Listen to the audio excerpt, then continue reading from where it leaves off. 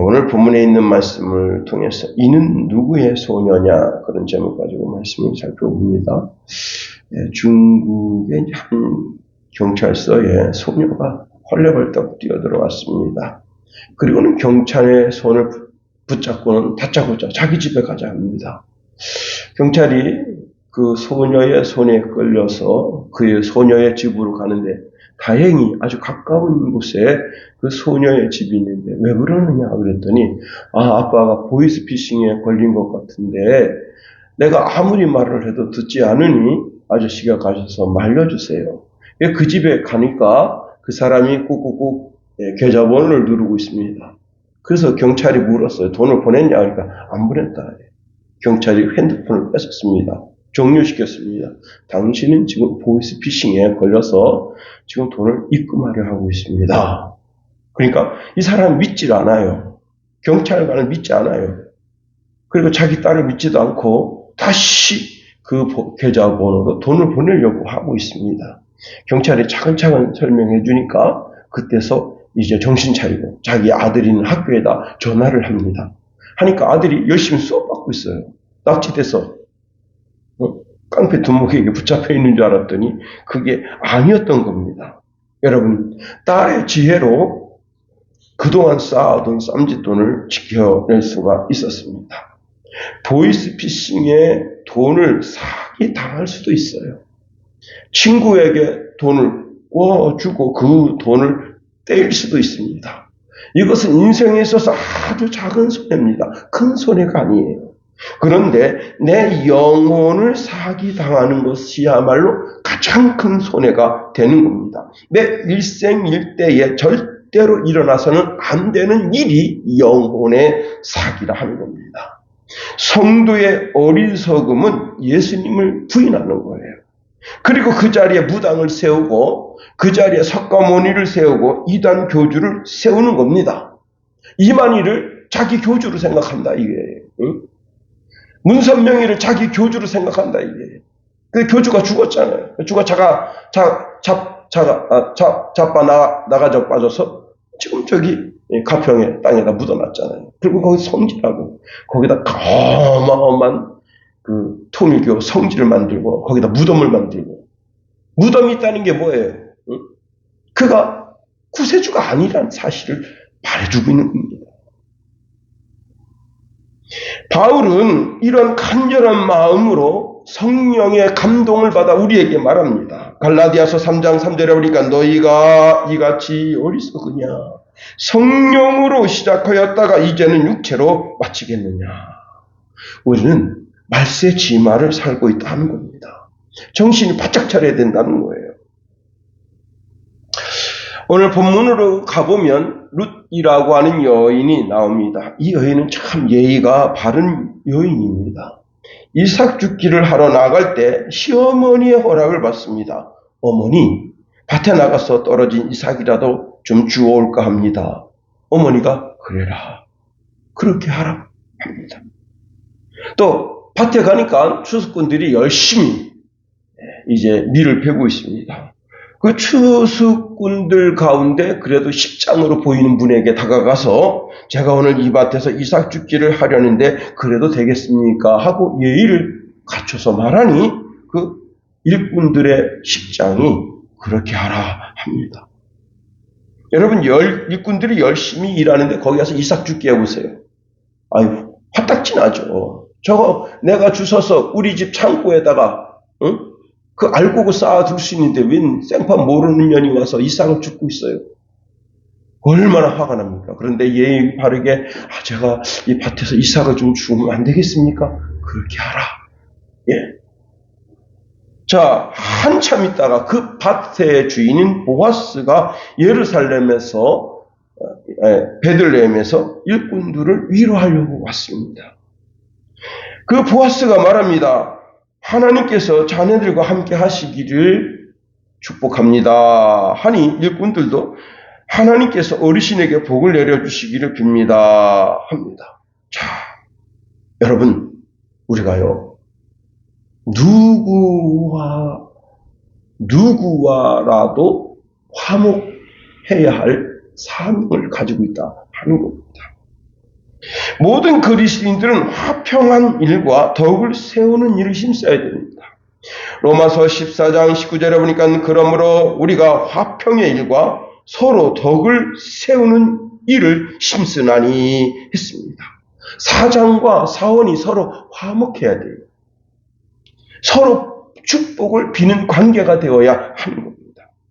선생님과 제자가 서로 그렇게 축복을 비는 그런 관계가 되어야 하는 겁니다. 선생과 제자 사이에 부모가 끼어가지고 선생님을 계속 한 학기 동안 문자를 400통을 보내가지고 계속 괴롭힙니다. 군대 간 선생님한테 전화질해가지고 사방팔방 전화합니다. 그 중대장한테 전화하고 소대장에게 전화하고 부소대장한테 전화하고 분대장에게 전화해서 그 새끼가 말이야 초등학교 선생인데 우리 애를 괴롭혀서 손등이 찢어져가지고 뭐 계속 괴롭히니까 계속 전화하게 하고 나중에는 여러분 군대 월급 얼마나 되겠습니까? 50만 원씩 붙여주고. 그러니 그 선생이 마음이 지옥되는 거예요. 서로 물고 뜯으면 피차 망할까 하노라 했습니다. 여러분, 부모와 자녀가 서로 물고 뜯어보세요. 그 가정 지옥되는 거예요. 응? 부부가 서로 물고 뜯어보세요. 제가 유튜브를 보니까 어느 부부가 욕을 합니다. 남편이 욕하니까 아내도 욕합니다. 그러니까 남편이 그래, 또 왜 욕하냐니까, 네 새끼가 욕하니까 나도 욕한다. 그렇게 계속 욕을 해요. 근데 욕이 나중에 아주 저질스러운 욕을 서로 퍼붓습니다. 여러분, 그게 부부가 되겠어요? 응? 곧 이혼하죠. 그게, 아니, 가정이 지옥인데 못 틀어 살겠어요. 응? 그리고서는 그 사위놈이 이제 장인 찾아가서, 이상한 성격 가졌다. 내가 반말한다고 지도 반말한다. 왜 자네가 존댓말 하지? 그럴까요? 아유, 참. 자, 그렇게 이제 보아스가 그 밭에서 축복하는데 저 한켠에 한 여자가 꾸물꾸물대면서 이삭 축지를 하고 있습니다. 그런데요, 롯은 미인이 아니에요. 성경에 보면 미인은 미인이라고 말하고 있습니다. 아브라함의 아내 사라는 절세 미인이에요. 바로 왕이 그 아름다움을 탐낼 정도로 미인이에요. 이삭의 아내 여러분 리브가도 미인입니다. 그리고 야곱의 아내 라헬도 절세 미인이에요. 성경은 미인은 미인이라 그렇게 말을 합니다. 그런데 여기 룻은요 미인이 아니에요. 다시 말하면 그저 평범이하다. 평범이야. 응? 다시 말하면 얼굴에 아름다운 모습이 전혀 없는 그런 여인이다. 그리고 여러분 이 여인이 아름다운 옷을 입었겠어요? 응? 옷은 여인의 그 기품을 나타내 주는 겁니다. 그런데 이 가정이 똥구녕 찢어지게 가난한 가정이에요. 그리고 무슨 뭐 화려한 옷을 입었겠어요? 금요일날 저녁에 우리 김선혜 사무가 보는 텔레비전 보다가 어떻게 채널 넘기다 TV 홈쇼핑이 나왔어요. 패딩 하나가 159만 9,900원이다. 그런데 오늘만 특별히 80만 원, 90만 원인가? 80만 원인가 90만 원 깎아준다 이게야. 그럼 그 옷이 실제 얼마라는 거예요? 그 가치를 못하는 거 아니야. 159만 9,900원 못하는 거 아니에요. 그런데 한다 그러니까 우리 김선혜 사무가 보면서 이쁘긴 이쁘네. 여러분 또 롯이 화장을 했겠습니까? 자, 이삭 죽는 여인이 무슨 그리고 이때 당시에는 화장품이 발달되어 있지 않습니다. 중국의 한 여인이 화장 전 자신의 모습을 이렇게 보여줍니다. 그리고 이 화장이요, 화장술이 변신술이에요. 진짜 못생겼어요. 이 여자가 여기 점도 있고 요 위에 점도 있고 진짜 못생겼어요. 근데 그 점도 싹 지워버립니다. 화장으로. 그리고 그냥 절생미인이에요. 그래서 술집에서 일합니다. 또 다른 지난 시간에도 한번 말씀드렸지만은 한 여인이 그냥 화장을 덕지덕지하고 남자를 꼬셨어요. 결혼하는 날이에요. 결혼하는 날 내가 내 생얼을 남자친구한테 한번 꼭 보여주고 싶다는 거예요. 그래서 자기 생얼을 보여줬더니 남자가 도망갔습니다. 파혼된 거예요. 화장한 여인도 아닙니다. 롯이 학력이 높긴 합니까? 가문이 좋긴 합니까? 아무것도 없어요. 롯은 가난한 사람, 불쌍한 사람, 당장 먹을 것이 없어서 이삭 줍기를 해야 하는 여인인데 보아스의 눈에 딱 띈 거예요. 저 여인은 누구냐 이게. 저 여인은 어떤 여인이냐. 저 여인이 어떤 여인이 이게 내 눈에 이렇게 존귀하고 귀하고 아름답게 보이느냐 할 겁니다.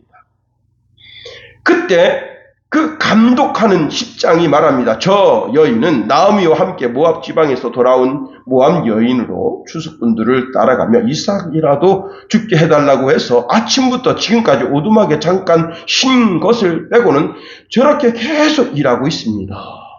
그러니까 보아스가 롯에게 말합니다. 세댁, 내 말 좀 들어봐요. 이삭 주우러 다른 밭으로 가지 말고 우리 밭에서 일하는 아낙네들과 같이 다니도록 하시오. 우리 밭에는 추수하는 일꾼들을 잘 살펴서 항상 그들 뒤를 따라다니도록 하시오. 내가 젊은 남자들에게 댁을 건드리지 말라고 단단히 일러두었어. 이삭 줍다가 목이 마르거든 일꾼들의 항아리에 기러온 물이 있으니 그 물을 언제든지 따라 마시도록 하시오 하니까 롯이 엎드려서 큰 절을 했습니다. 그리고 이렇게 말했습니다. 한낱 이방 여자인 저에게 이렇게까지 잘 대해주시니 몸둘 바를 모르겠습니다 하니까 보아스가 이런 말합니다. 남편이 세상을 떠난 뒤에 댁이 시어머니를 어떻게 정성껏 모셨는지 내가 다 들어서 잘 알고 있어. 정든 고향과 부모님 품을 떠나 낯선 사람들이 사는 이 땅으로 오게 된 내력도 잘 알고 있어. 주께서 댁이 지금까지 살아온 모습을 보시고 그대로 갚아주시길 바라오. 이스라엘 하나님께서 안식처를 찾아 자기 품 안에 들어온 댁에게 넉넉히 베풀어 주시기를 바랍니다 합니다. 그랬더니 롯이 하는 말이 어르신 정말 감사합니다. 어르신의 몸종반도 못한 이 몸을 그토록 위로해 주시니 너무나 고마울 따름입니다. 예, 이건 쉬운 성경 말씀을 제가 여러분에게 읽어드리는 거예요. 이것이 오늘 본문의 내용이다 하는 겁니다. 롯은 이방 여인, 보아스의 사랑을 받을 만한 조건이 아무것도 없는데 그날 보아스의 마음을 파고들었다. 이날부터 보아스가 눈을 감아도 롯이 보이고 떠도 보이고 사람과 이야기할 때도 롯이 보이고 잠잘 때도 롯이 보이고 걸어갈 때도 롯이 보이고 하나님이 그렇게 역사하셨다 하는 겁니다. 여러분, 이 누구의 소녀냐? 이 소녀는 어떤 소녀냐? 무슨 어떤 여인이냐? 어떻게 해서 이렇게 복받게 됐느냐? 첫 번째가 효도입니다. 효도. 에베소서 6장 1절 3절 말씀해 보니까 자녀들아 주 안에서 너희 부모에게 순종하라. 이것이 옳으니라. 내 아버지와 어머니를 공경하라. 이것은 약속이 있는 첫 계명이니 이로써 내가 잘 되고 아멘 할 때까지 하겠어요. 잘 되고 예, 땅에서 장수하리라. 효도에는 형통의 복이 있다 이거예요. 여러분, 하나님이 거름대하면서 높이 드시는 역사가 있는 거예요. 장미꽃을 피우게 하시는 역사가 있는 거예요. 그 눈에 눈물을 닦아주시며 heb시바라 뿔나라 말씀해 주시고 그대로 행하시는 분이 우리 하나님이시다 하는 겁니다. 하나님은 풍족한 자를 아주 가난하게 해서 거렁뱅이가 되게 하시고 굶주림 속에 고통당하지만 하나님 바라보시면 다시는 줄이지 않게 하시는 분이시다. 형통의 복을 주신다. 하나님은 죽을 자리에서 살려주시고 지옥 같은 상황에서 꺼내 올려주시고 가난한 자를 부하게 하시고 낮아진 자를 높이시고 진흙더미에서 일으키시고 거름더미에서 올리셔서 귀족들과 함께 앉게 하시지만 그들의 지도자로 세워주신다. 영광의 위를 차지하시고 땅의 기둥이 되게 하신다. 이것이 어디서 나오느냐? 효에서 나온다. 효를 행하는 자에게 하나님은 형통의 복을 주신다 하는 겁니다. 그런데 우리가 생각하기를 효도 그러면 시어머니에 대한 효도를 생각하는데 그게 아닙니다. 바로 하나님에 대한 효도예요. 하나님을 아버지로 믿고 섬기는 효도에서 그 복을 주시는 거예요. 어디에 나와 있느냐? 룻기서 1장 16절에 이렇게 말씀하고 있습니다. 롯이 이르되 내게 어머니를 떠나며 어머니를 떠나지 말고 돌아가라. 강권하지 마옵소서. 어머니께서 가시는 곳에 나도 가고 어머니께서 머무시는 곳에 나도 머물겠나이다. 어머니의 백성이 나의 백성이 되고 어머니의 하나님이 나의 하나님이 되시리니. 여러분, 여호와를 자기 하나님으로 삼는 자는 복이 있다는 거예요. 시편 144편 15절에 보니까 이러한 백성들은 복이 있나니 여호와를 자기 하나님으로 삼는 백성은 복이 있도다 말씀했습니다. 하나님은 그 개인에게 계획된 삶을 허락하시고 살피시고 그 민족이 잘못된 사상을 가지고 있으면 그 사상을 무효로 만드시고 오직 여호와 하나님을 자기 하나님으로 삼는 자에게 야곱의 기업으로 있게 하신다는 거예요. 하나님을 아버지로 삼고 하나님을 아버지라고 부를 때 하나님께서는 우리를 선하게 인도하신다. 더 나아가 룻은 불쌍한 시어머니를 섬깁니다. 효를 다합니다. 그런데 여러분 잘 들으세요. 보이는 부모에게 잘하지 못하는 인간이 보이지 않는 하나님 앞에 잘할 수가 없는 거예요.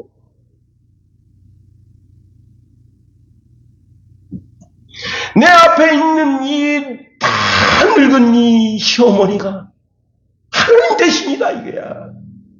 응? 그래가지고 효를 다합니다. 여러분, 나오미는 무슨 재산이 있나요? 뭐 땅이 있나요? 연탄광에 연탄이 있나요? 창고에 쌀이 있나요? 여러분, 집도 절도 없어. 오늘 본문에 쭉 내려가다 보면요, 두 여인이 운막에서 삽니다. 운막.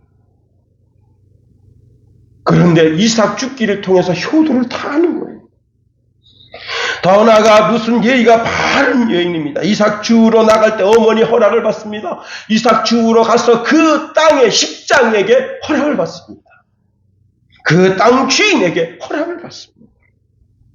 그렇습니다. 여러분, 매너가 사람을 만든다. 중앙일보에 이런 얘기가 나왔네요. 영화 킹스맨에 보면 큰 인기를 끄는 유행어가 있었는데 그게 뭐냐면 매너가 사람을 만든다 하면서 8가지 규칙을 가르쳐줍니다. 첫 번째, 함부로 상대방의 외모를 칭찬하지 않는다는 거예요. 상대방의 외모 가지고 이야기하지 않는다. 두 번째, 먼저 스킨십 하지 않는다. 어린애가 있습니다. 어깨를 톡톡 칩니다. 아주 그 나쁜 버릇이래요. 또 머리를 쓰다듬습니다. 우리 한국 사람들은 아기가 있으면 만지려고 그래요. 근데 그렇게 하면 안 된다. 왜? 내 몸에 있는 병균이 귀한테 가서 걔가 고통당한다 이게. 응? 말도 삼가하고. 요즘 코로나 시대 아니에요. 코로나 끝났다 아닙니다. 응? 그러니까 애한테 말할 때도 이 가리고. 그 다음에 세 번째, 보이지 않는 곳에서도 매너를 지킨다. 사람 안 본다고 침 응? 또 쓰레기. 그 다음에 인터넷에 악플을 다는 것. 네 번째, 외모로 사람을 판단하지 않는다. 뚱뚱하다, 갈비시다. 다섯 번째, 가십거리는 듣지도 전달하지도 않는다. 뒷담화까지 말라. 여섯 번째, 자기 주장만 고집하지 않는다. 일곱 번째, SNS에 자기 감정의 배설구로. 근데 화가 나더라고. 뭐가 화가 나느냐. 베트남 항공을 탔는데 11시 20분에 출발하기로 돼 있었어요. 근데 1시간을 있다가 출발하네. 그래가지고 내가 우리 김선의 사람은 모르게 베트남 대사관을 찾았어요. 거기다가 썼어. 응? 너 항공사 개떡 같다. 어떻게 1시간이나 기다리냐. 댓글 딱 누르면 되는데, 주여. 이것도 용서하게 하소서. 안 눌렀어요. 잘했죠? 누가 또 이런 설교를 하게 될 때 누가 알았겠어. 누르려다가 안 누르는 거야. 야, 베트남 항공 왜 시간을 안 지키냐. 이 국제 항공사가 왜 시간을 안 지키냐. 다 글을 썼어요. 자꾸 보려고 그러더라고. 못 보게 이렇게 하면서 글을 쓴 거예요. 안 눌렀어요. 시간을 지켜야 됩니다. 8번째, 진심으로 상대방을 존중하라. 여러분, 자신을 거룩하고 아름답고 존귀한 사람으로 만들려고 아무리 노력해도 안 되는 거예요. 하나님이 거룩하고 아름답고 존귀하게 만들어 주셔야 되는 거예요. 얼굴이 아름다워서 아름다운 사람이 아닙니다. 몸매가 아름다워서 아름다운 사람이 아니에요. 몸매가 끝내주는 사람들은 다 베트남에 있더라고. 야, 여자건 남자가 다 날씬해요. 응? 여러분, 하나님이 주시는 복으로 삶이 아름다워야 하는 겁니다. 자, 그런 가운데 언어 생활이 중요하다. 언어 생활. 사도 바울은 언어 생활에 대한 경종을 우리에게 울리고 있습니다. 에베소서 5장 3절 4절 그러니까 음행과 온갖 더러운 말과 탐욕은 너희 중에서 그 이름이라도 부르지 말라. 이는 성도에게 마땅한 바니라. 누추함과 어리석은 말이나 희롱의 말이 마땅치 아니하니 오히려 감사하는 말을 하라. 찬양도 마찬가지예요. 기껏 찬송 부르다가 끝판에 가서 유행가 부르고 하나님의 심판이 만납니다. 여러분, 내 눈으로는 처녀를 주목하지 않겠다고 하나님에게 약속했지만 내 입술로는 더러운 것을 부르지 않겠다고 하나님 앞에 약속한 자들이 목사고 성도인 거예요. 세상 노래 함부로 부르는 게 그게 하나님 원하는 게 아닙니다. 에베소서 4장 29절에 보니까 무릇 더러운 말은 너 입 밖에 내지 말며 오직 덕을 세우는 데 소용되는 대로 선한 말을 하여 듣는 자들에게 은혜를 끼치게 하라. 은혜를 끼치게 하라. 그 다음에 삶의 태도가 중요합니다. 삶의 태도. 말도 중요하고 삶의 태도가 중요해요. 요한복음 21장에 보면 제자 8명이 물고기 잡으러 갔어요. 그런데 여러분, 이스라엘 날씨가 후덥지근하거든. 그냥 반스 비슷한 거 하나 입고 그냥 우통 까고서는 이렇게 일을 해요. 그런데 야, 너희들한테 고기가 있냐? 없어요. 우측에 던져라. 탁 던졌는데 그 물이 범상치가 않아요. 그냥 땡겨지지가 않는 거예요. 그랬더니 요한이 예수님이신가 봐. 그랬더니 베드로가 어떻게 했느냐. 그 자리에서 옷을 고쳤어요. 그리고 베드로가 있는 데서부터 이 바닷가까지는 약 90m가 됩니다. 90m를 옷 입고 헤엄치는 게 쉬워요? 옷 벗고 헤엄치는 게 쉽습니까? 당연히 옷 벗고 헤엄치는 게 쉽죠. 그러나 옷 입고 물이 툭툭 떨어지는 그 옷을 입고 예수님 앞에 가서 옷을 갖춰 입는다. 예의가 중요해요. 사람은 예의가 중요해요. 그렇습니다. 교회에서도 예의를 갖추고 직장에서 예의를 갖추고 선배님 만났을 때 예의를 갖추고 여러분 제가 비료 목사지만 여러분 제가 간첩초등학교 청동문에 사무국장인데 여러분 대학 나왔지 대학원을 2개나 했어요. 응? 다 그냥 초등학교 아저씨 다 갑자기 선배님 안녕하십니까? 저 목사가 시원하네.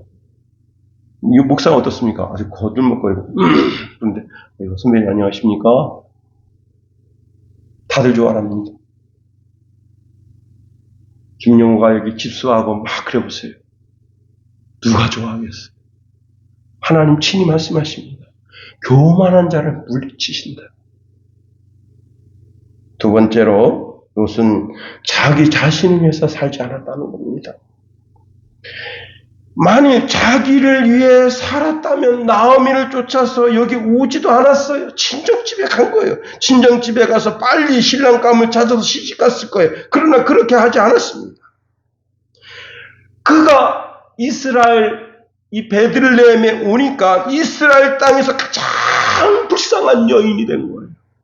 가장 외로운 여인이 된 거예요. 가장 시련과 고난 속에 있는 여인이 된 거예요. 남편을 잃었죠. 그리고 시어머니 묵덩어리를 자기가 챙겨야 되는 그런 불쌍하기 그지없는 처지가 된 게 바로 룻의 삶입니다. 그런데 그런 자신의 삶을 자기 시어머니를 위해서 바치고 하나님을 위해서 바친다는 거예요.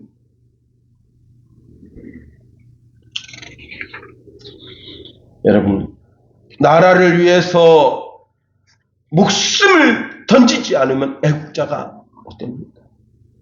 그러나 자기 안위를 위해서 목숨을 걸면 그 사람을 매국노라는 거예요. 지금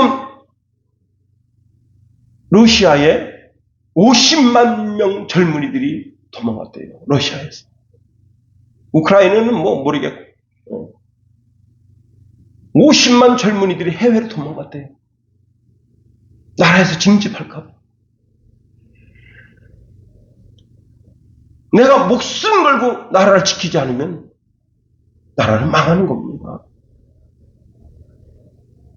예수님도 예수님 자신을 위해서 살지 않았어요. 예수님은 우리를 위해서 사셨습니다. 고린도 후서 5장 15절에 보니까 그가 모든 사람을 대신하여 죽으심은 살아있는 자들로 하여금 다시는 그들 자신을 위하여 살지 않고 오직 그들을 대신하여 죽었다가 다시 살아나신 이를 위하여 살게 하려 함이라. 우리는 예수님이 나를 위해서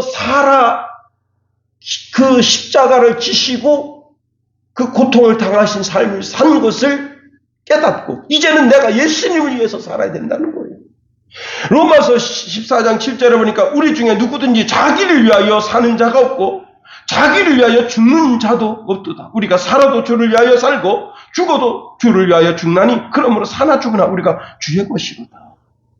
우리는 주님을 위한 삶을 선택해야 된다는 거예요. 많은 사람들이 자기 자신을 위해서 자기 자신의 안위를 위해서 살아갑니다. 근데 가장 어리석은 사람이 되는 거예요. 가장 어리석은 사람. 여러분, 예수님 말씀하십니다. 마태복음 20장 27절에 보니까 너희 중에 누구든지 으뜸이 되고자 하는 자는 너희의 종이 되어야 하리라. 마태복음 23장 12절에 보니까 누구든지 자기를 높이는 자는 낮아지고 누구든지 자기를 낮추는 이는 높아지리라. 마태복음 18장 4절에 보니까 누구든지 이 어린 아이와 같이 자기를 낮추는 사람이 천국에서 큰 자다. 잠언서 29장 23절에 사람이 교만하면 낮아지게 되고 마음이 겸손하면 명예를 얻으리라. 야고보서 4장 10절에 주 앞에서 낮추라 그리하면 주께서 너희를 높이시리라. 사람 앞에서 나 자신을 겸손히 낮춘다고 해서 내가 비춰내게 되는 게 아니에요. 룻은 이스라엘 땅 베들레헴 땅에서 가장 비천한 여인을 자기를 낮췄어요. 최고 연약한 여자, 최고 불쌍한 여자. 그랬더니 하나님이 그를 들어 쓰신 거예요. 세계 만방에 룻과 같은 여인이 어디 있습니까? 응?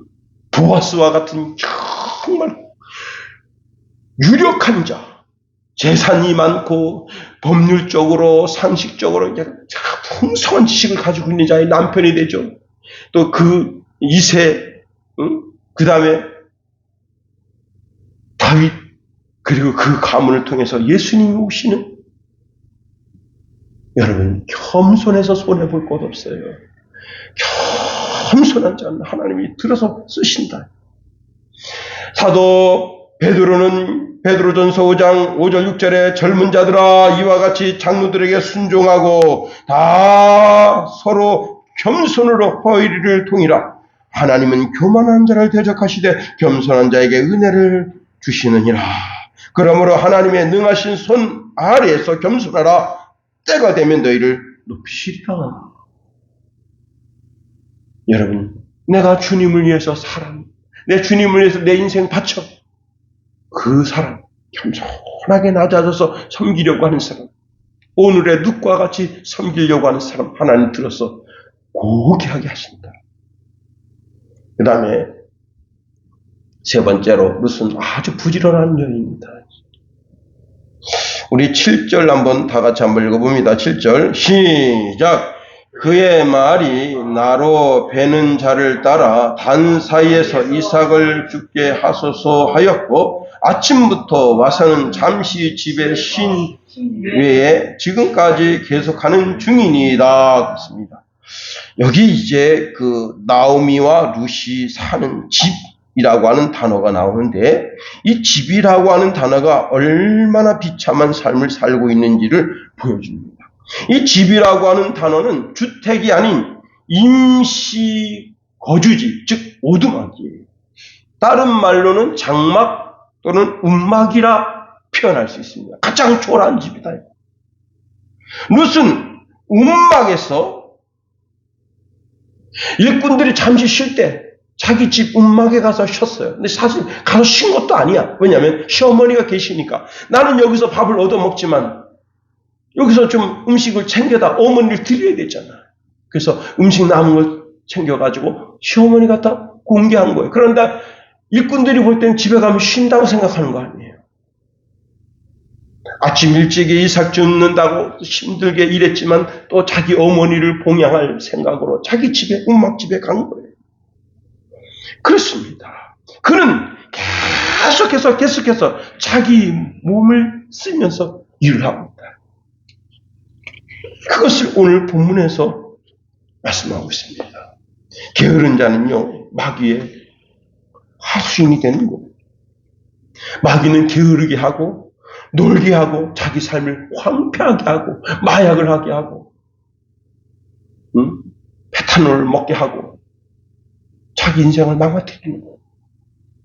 그러나 하나님 아버지는 지금까지 일하시니 우리도 일해야 되는 거예요. 우리가 열심히 일해야 되는 거예요. 게으른 자를 향한 잠언의 말씀이 있습니다. 잠언서 6장 6절에서 11절에 보니까 게으른 자여 개미에게 가서 그가 하는 것을 보고 지혜를 배우라. 개미는 두령도 없고 감독자도 없고 통치자도 없으되 먹을 것을 여름 동안 예비하며 추수할 때에 양식을 모으느니라. 게으른 자여 내가 어느 때까지 누워 있겠느냐. 내가 어느 때까지 잠이 깨어 일어나겠느냐. 좀 더 자자, 좀 더 졸자, 손을 모으며 좀 더 눕자, 누워있자 하면 내 빈궁이 강도같이 오며 내 궁핍이 군사같이 이르리라. 제가 벌 있잖아요. 벌이 막 열심히 일하는데 그걸 보고 깜짝 놀란 게 있어요. 뭔 줄 알아요? 여왕벌이 애를 안 낳잖아? 알을 안 낳잖아요. 그러면 그 벌이 한 50여 마리가 그 여왕벌을 둘러쌉니다. 어떻게 하는 줄 알아요? 그 날개를 팍 비벼가지고 열을 내요. 그래서 대표 죽입니다. 여왕벌. 그리고 다른 여왕벌을 살게요. 야, 일하지 않는 여왕을 죽인다 이거야. 너는 쓸모없어. 왜 알을 안 낳아? 그리고 죽이고는 다른 젊은 여왕을 섬깁니다. 여러분, 사람이 부하게 되는 것에는, 사람이 존귀하게 되는 것에는 부지런함이 있습니다. 열심히 공부하는 학생 그 앞에 그 길이 열리는 거예요. 왜 내 인생이 열리지 않나? 내 길을 되돌아봐야 되는 거예요. 제가 섬기던 교회에 한 권사님이 어릴 때 12살 때 발을 대어가지고 발 뒤꿈치가 없어요. 그래가지고 이렇게 걸어요. 그 권사님이 한 번은 대천으로 김을 떼러 가자. 목사님 내가 맛있는 거 사드릴게요. 기름값 대주고 맛있는 거 사줄게. 한번 갑시다. 그래서 그분이 하도 대천 하여튼 만나면 무조건 대천 그래가지고 도대체 어느 곳에 사셨는가 하고 그분 모시고 대천에 갔습니다. 아까 대천에 갔더니 자기 같이 신앙생활하던 친구인데 권사예요. 그분도. 그분 오라 해가지고 우리 목사님 모시고 왔다. 그래서 야 짐을 사는데 그때 그 대선교회 그 봉구차가 10인승이거든요. 거기 나 타고 그 권사님 타고 나머지 짐칸 전부 다 김이 몇백만 원어치예요. 김이. 와 깜짝 놀랐어요. 난 김 산다 그래가지고 김 사봤자 뭐 이렇게 큰 박스로 한두 통 사는 줄 알았어요. 근데 그 봉구차를 다 제끼 거기다 김을 꽉 실은 거예요. 몇백만 원어치. 그런데 더 놀라운 게 있습니다. 그 김을 3일 만에 다 팔았다 이거예요. 그 김을. 왜? 이 권사님은 아주 싸게 팔아요. 그런데 자기가 여러분 그 대천에 살면서 그 김을 팔아서 땅 사두고 집 사두고 땅 사두고 집 사두고 세 자녀를 기르고 딸을 기르고 다 막내 새끼가 좀 속을 세게 해가지고 고등학교밖에 안 나왔지만 그래도 전문대 나오고 둘째는 전문대 나오고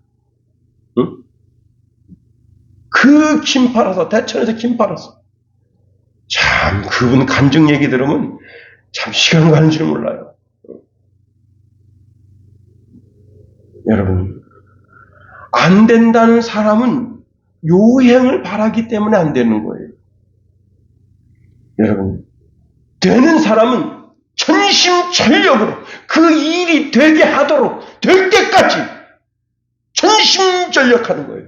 여러분 회사에서 사장이나 이사나 거기 전무나 부장이나 다 지켜봅니다. 저도 가면 지켜봐요. 일할 때 제가 일할 때 다 일하는 일꾼들 지켜봅니다. 쓸데없이 계속 담배 꺼내서 담배 피고 물 마시러 가고 그게요 한두 번 할 때는 안 들어와요. 그런데 자꾸 담배를 피고 자꾸 물 마시러 가고 그게 다 자꾸 눈에 들어올 땐 보입니다. 그게 누적돼요. 아, 쟤는 우리 회사에 꼭 필요한 사람이다. 쟤는 우리 회사에 필요 없는 사람이다. 그게 일주일만 그 사람하고 같이 있으면 그걸 알게 돼요. 정말 전심껏 성실하게 일하는 사람. 예, 우리가 이제 그 역사에 들어가서 까대기를 하자 두두두두 하면서 그 시멘트를 까대는데 키가 그냥 우리 김성훈이 같은 키에 나를 이렇게 내려다봅니다. 근데 그걸 딱 잡고 딱 하니까 사장이 그 자리에서 아유 참 회사를 위해서 애쓰는구만. 10만 원 딱 주고 열심히 일해주게. 여러분 사장도 마음이 움직이는 거예요. 열심히 일하는 걸 보니까 저 사장이 그 역사 저쪽 멀리서 이렇게 지켜봅니다. 왔는지 안 왔는지도 몰라요. 쭉 지켜봅니다. 열심히 일하는구만.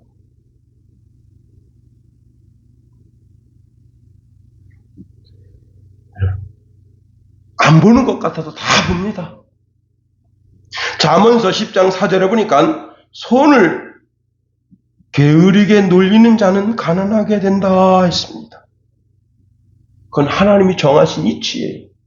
또 손이 부지런한 자는 부하게 된다. 하나님이 정해놓으신 이치예요. 사람이 심는 대로 거둔다 이거야. 응? 여러분 남북전쟁 때 전쟁 막바지에 들어서면서 남침내 신학교가 문을 닫을 지경이 됐어요. 학생들이 전쟁통에 신학생들이 다 도망간 거예요. 그래서 교수는 7명인데 학생은 4명이야.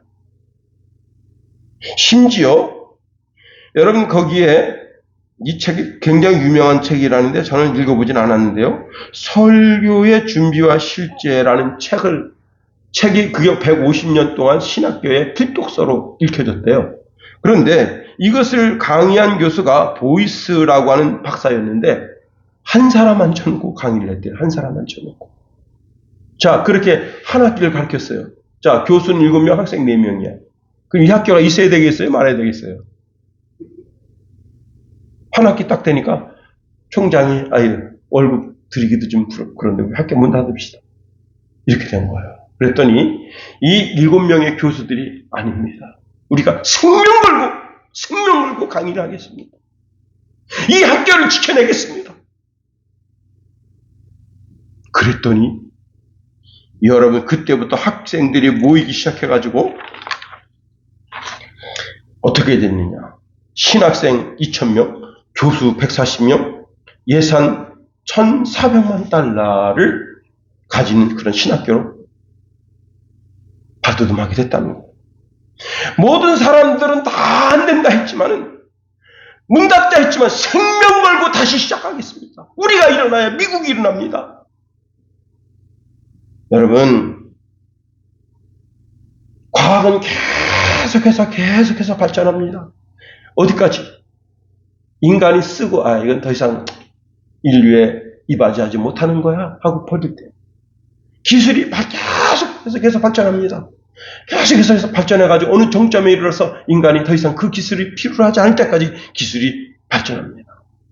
컴퓨터 보세요. 컴퓨터. 지금으로부터 30년 전에 286 컴퓨터가 있었어요. 286 컴퓨터 덩치가 이만합니다. 집집마다. 그게 MS-DOS를 이 프로그램 언어를 모르면 그 컴퓨터를 못 써요. 그래가지고 쓰는 거였어요. 그런데 286 컴퓨터에서 386, 486, 586 지금 어디까지 갔는지도 몰라요. 누가 30년 전 286 컴퓨터 씁니까? 아마 MS-DOS도 못 칠걸?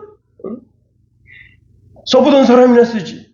일본은 혹시 있을지 몰라요. 일본은 뭐 그냥 아직도 팩스 쓴다고 그러더라고. 이메일 쓰면 좋은데 이메일도 안 쓰고 팩스 쓴다 그러니까 그런 후진 국가에서는 쓸 수 있어요. 여러분, 전기 보세요. 전기. 어릴 때 참 전기가 귀했습니다. 집에 전등 하나 켜고 사는 사람도 많았었어요. 그런데 여러분, 제가 얼마 전에 어떤 영상을 봤는데 일본하고 대한민국을 비교했습니다. 대한민국은요, 남한 땅 아래 제주도까지 전체가 밝아요. 그런데 일본은 어떠냐? 일본은 도쿄도를 중심으로 해서만 밝아요. 그 밝기가 대한민국하고 똑같다는 거예요. 그렇게 땅이 넓은데도 저 위쪽으로 가면 빛이 없어요. 저 밑으로 가면 빛이 없어요. 물론 북한은 빛이 없지, 아예. 대한민국이 보통 대단한 나라가 아닙니다. 여러분, 얼마나 전기가 흔한지, 길을 그냥 대낮같이 밝힌다. 대한민국이 여러분, 과거에는 가로등 하나 켜는 것도 그냥 쩔쩔쩔쩔했었는데 그냥 가로등을 쫙 밝히고 차 도로를 쫙 밝히고 과학이 발전하고 지금 여러분 우주선 보세요. 우주선. 지금요 화성에 가 있는 그 우주선이 그 땅을 찍어가지고 전송했는데 뭘 찍어서 전송했는가 하면 진흙밭을 찍어서 보낸 거예요. 진흙밭. 근데 진흙이 이게 그 마를 때 육각형을 이룬대요.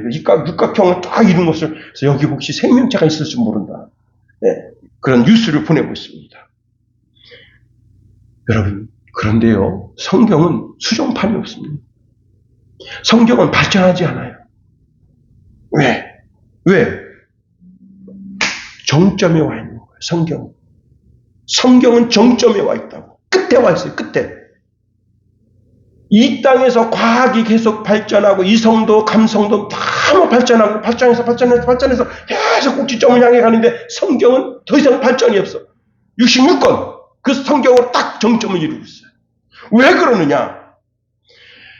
성경에 있는 모든 말씀이 진리이기 때문에 그래요. 진리는 더 이상 발전하지 않는다 이게. 다시 말하면 내 부모를 공경하면 그 공경하는 자의 복이 있다는 거예요. 있을 수밖에 없다는 거예요. 내가 이 땅에서 겸손하게 살면 겸손한 자에게 주는 그 복이 하나님께로부터 오는 복이 있다는 거예요. 또 내가 이 땅에서 정말 루처럼 열심히 일하면 그 열심히 일하는 자의 복이 있다는 거예요. 그 이 진리는 더 이상 발전할 수가 없어. 진리는 이 끝에 있는 거예요. 끝점에. 그렇습니다. 룻이 얼마나 가난한 여자입니까? 옷 옷도 제대로 입지 못하는 여자, 먹을 것이 없어서 고통당하는 여자, 그런 여자인데 하나님이 그의 효성을 보고 그의 겸손을 보고 그가 부지런히 일하는 것을 보아서 그를 높인 것 같이 우리가 이 땅에 살면서 룻과 같은 신앙의 삶을 살면 사람들이 저 남자 누구야? 저 여자 누구야? 하고 그를 주목하게 된다는 거예요. 그를 바라보게 된다는 거예요. 어떤 환경과 처지에 있었든지 상관이 없습니다. 월세방을 살든지 지하실에 살든지 상관이 없어요. 룻처럼 음막에 거하든지 아니면 번듯한 집에 거하든지 여호와 하나님을 자기 하나님으로 삼고 룻처럼 그런 신앙의 삶을 살면 하나님이 그를 높이 들어서 한 시대에 멋지게 그 인생을 만들어주신다. 오늘 저와 여러분은 다 룻과 같은 그런 복된 믿음의 사람이 되기를 예수님 이름으로 축원해드립니다.